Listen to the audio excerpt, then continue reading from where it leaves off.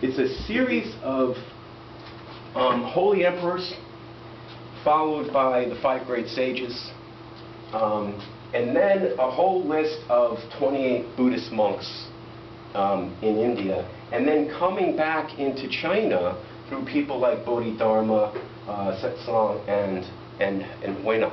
So I'll go into these people in a little bit, and also, a little bit of the historical perspective.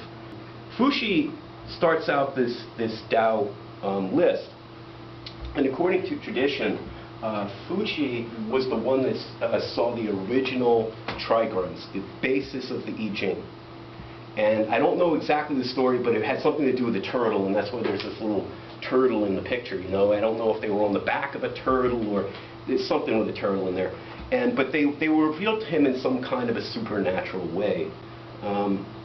After Fuxi, this goes on to what Yangdi and Yangdi, or the Red and Yellow Emperor. Now these figures are very influential in China, and I think also an influential impact on the world and how this stuff might have spread, because during here realized that these guys are the founders of a lot of Chinese culture, the early parts of Chinese culture, as well as Chinese medicine.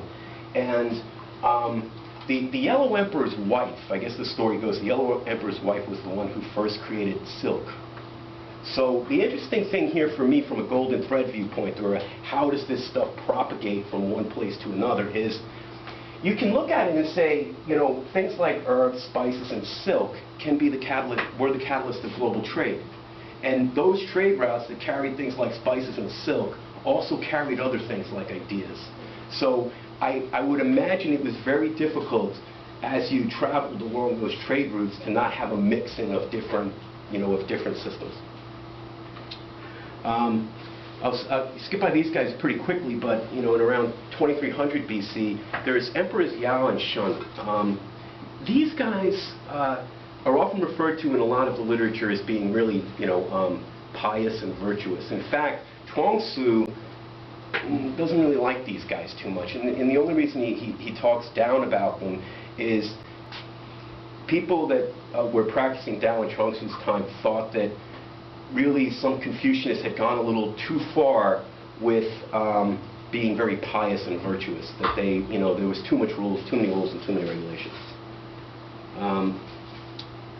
The next guy, King Wenzhou. Now, this particular emperor, I guess one of the things is, I'm not sure if it was him or it was his son, but they were responsible for stacking the trigrams, making now 64 symbols in the I Ching, and establishing the I Ching as a text for doing things like, divination and stuff like that.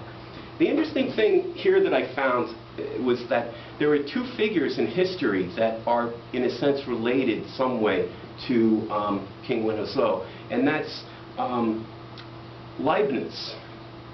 Leibniz is the creator of binary arithmetic. I don't know, many people don't realize that. They know Leibniz had some stuff to do with calculus, but Leibniz basically thought binary arithmetic was kind of neat. He was studying logic and he thought it was kind of cool, but he didn't think there was anything to it until he read the I Ching. He was actually a Sinophile. He loved everything Chinese.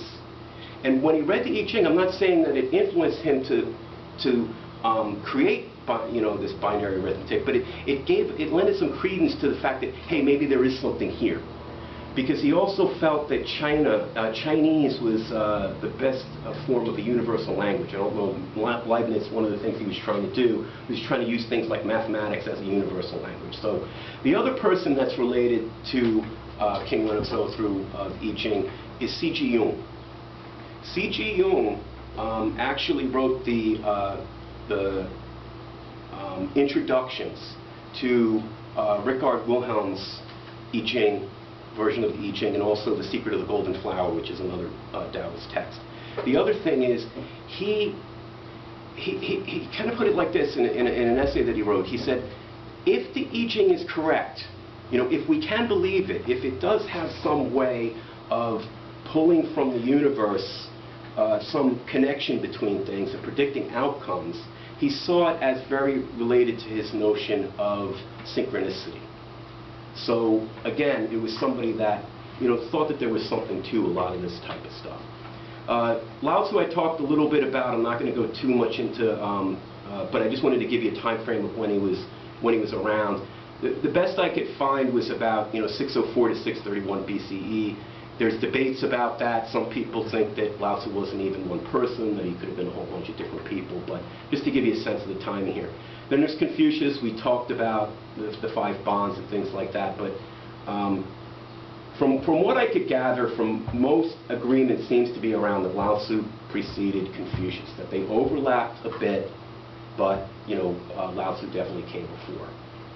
And then after Confucius, a certain period after Confucius, is Mencius. Now, the reason I wanted to put Mencius up here, because there were 5 great sages. I only put 3 of them up here. But the reason for this was that Mencius also has something that I completely agree with, which is human nature is good.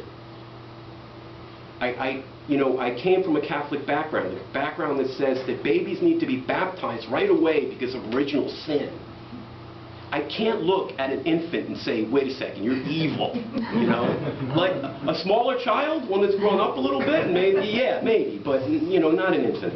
And, you know, so that, and then also that Mencius was someone that I appreciated because of one of the things about Confucius that he liked, and I like as well, is a self-cultivation process. That you're not looking for somebody else to tell you how to do things. You cultivate this stuff yourself. And I think that that's you know, an important point from that. So moving on, I separated these, even though there were 28, I only put 4. And the reason was this, is that Mahakajapa was the next in the lineage of Zen after Buddha. And Buddha, basically, there's a story of Buddha holding up a flower, a lotus. Mahakajapa smiles, and the Buddha says, oh, he gets it. You see, he gets it. He's smiling. So they had this, you know, mind-to-mind communication between the two of them. And so that was why the Buddha entrusted Mahakajapa to follow on and you know, in his absence. After that was Ananda. And now Ananda, interesting thing about Ananda is a really retentive memory. So if you read early Buddhist scriptures, especially a lot of stuff in the Pali Canon, they're usually, it's usually Ananda. They're talking about Ananda saying something, because Ananda, since he had such a great memory, he could remember exactly what the Buddha said, and then put that down in writing. So it lent credence to that. This is the actual words of the Buddha. It's not just something that's made up. The reason that I put these other guys on the other side was that a long period of time went by here. You know, something on the order of 500 years or more. And so when you get to Nagarjuna, this is the birth of Mahayana. Mahayana is a little different than Buddhism that came before. It's the great vehicle. It really includes everybody, as I think my version of what the great vehicle means. But the difference here is that the teachings beyond this point, some early Buddhists don't like, because they say that these aren't the exact words of Buddha. They're written by other people, just like, you know, other religious texts might have been written. But what Nagarjuna is most famous for is his verses on the middle way and emptiness, his emptiness teachings. Vasubandhu, I'll, you know, quickly go through this because it applies later on. But if you guys are familiar with Yogacara Buddhism, it's the mind-only school. And so it talks about the 8 consciousnesses. Now where this is eye consciousness, ear consciousness, nose consciousness, tongue consciousness. This is body consciousness, or feeling through your body. These is where it gets a little, you know, a little different. You have mind consciousness, but this is the undefiled mind. So this is just, you know, I see a can, and I realize that it's a Coke can. So that's this undefiled mind. The mind beyond that is what they call the defiled mind. That's the mind that says, oh, I don't like Coke.